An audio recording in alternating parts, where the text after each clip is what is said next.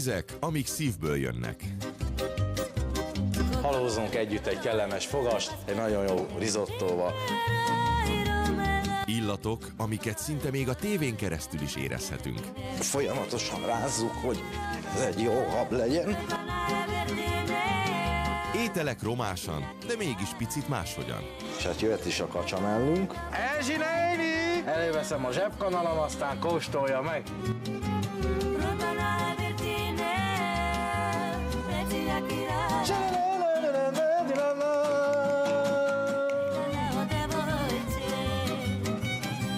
És ezennel el is készült az ételünk. Jó étvágyat kívánok hozzá!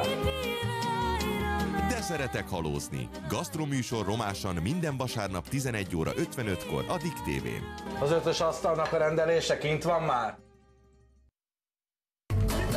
Mindenképpen nézd a Dick Top 20-at 13 óra 55-től vasárnap, mert hogy a kedvenc előadóitokat hozom el nektek, kedvenc dalokkal, hozok tőlük újdonságokat, hozok olyat, amit régebben hallottatok, de szívesen újra hallgatnátok, szóval tényleg nagyon sok meglepetéssel készülök, na meg persze szuper sztorikkal is, számítok rátok!